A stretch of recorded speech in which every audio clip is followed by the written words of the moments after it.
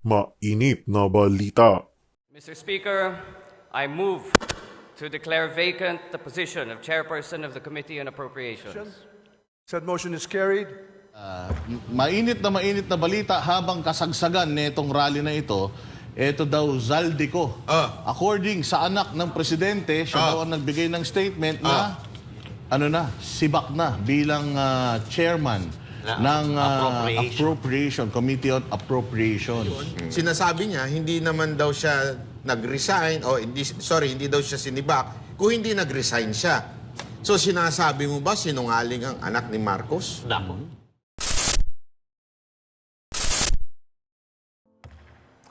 Mr. Majority Leader. Mr. Speaker, I move to declare vacant the position of Chairperson of the Committee on Appropriations. There's a motion. The chair hears no objection. Said motion is carried. Session suspended. Speaking of yung mga nasa administration, mga bossing na hindi natin matagpuan doon, merong development na nangyari at mukhang may kinabahan, may matinding epekto itong nangyaring itong peaceful rally na ito. Kasi imaginein mo 2 oras lang talaga yung program, 4 to 6. At imagine mo, kagabi pa lang punong-puno na ng tao. Yes. Para sa akin, this is a show of force. Yeah. Pinapakita ng kapatiran ng Iglesia ni Cristo na we have the numbers and we are not... Napapansin namin yung problema ng Pilipinas.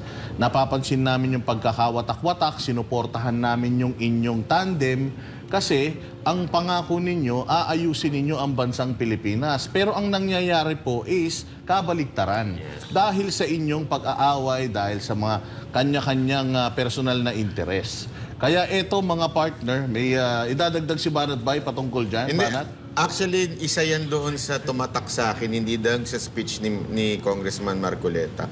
May nagsalita before yun isang leader ng INC. Sinabi niya doon na parang naniningil sila dahil sumuporta nga sila doon sa unity team, tapos tila walang nangyayari. Parang ganon yung tema ng sinasabi niya. Na ang ganda nga kasi sa kanila, issue yung pinag-uusapan. Asa na yung mga ipinangako ninyo? Asa na yung dapat nating maayos sa bayan natin? Walang nangyayari. Yun po ang pinaka-punot dulo nun. At napakalaking, yun nga, sinasabi kong development, Banat Bay. Diyan sa Congress, merong sinasabing pinatalsik. Pero yung pinatalsik, sinasabi naman na siya yung nagbitiw. Bakit ka magbibitiw kung alam mong maganda ang ginagawa mo? At bakit ka naman patatalsikin kung maganda ginagawa mo? Unless sungaling ka. O yun, nako Banat Bay. Palagay ko, ikaw ang dapat talagang mag-statement dito. Oo, dahil mainit na balita habang kasagsagan nitong rally na ito, ito daw Zaldico. According sa anak ng presidente, siya daw ang nagbigay ng statement na sibak na bilang chairman ng Appropriation, Committee on Appropriations. So, Banat Bay. Ang tanong kasi dito, simpleng-simple lang. So kung sinasabi ni Sandro Marcos, according sa isang news, na sinibak ka, bakit ka sinibak? Yun ang tanong doon. Maraming dahilan yan. Maaring hindi happy sa iyong pamamahala dyan bilang chair ng appropriation.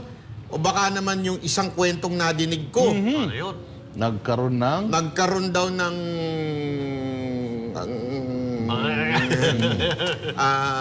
takbuhang naganap. Oy. Nako. Meron daw hindi na-satisfy. Merong O ibig mga- sabihin, nagkaroon daw ng hanky-panky pagdating dyan. Di umano. Yan ang tinatanong natin. Kasi ngayon, sinasabi niya, hindi naman daw siya nag-resign, hindi daw siya sinibak, kung hindi nag-resign siya. So sinasabi mo ba sinungaling ang anak ni Marcos? Nako. Oo. So, sino ang sinungaling sa inyo? Ikaw o si Sandro? O, di ba? Alamin natin niya kung sino ba kasi. Ngayon, alam mo, sa totoo lang, malaking news ho ito. Dahil maaari din sinasabi ng mga kasama natin doon sa kanina doon sa rally is sinasabi, baka sacrificial lamb ka lang. Nako po.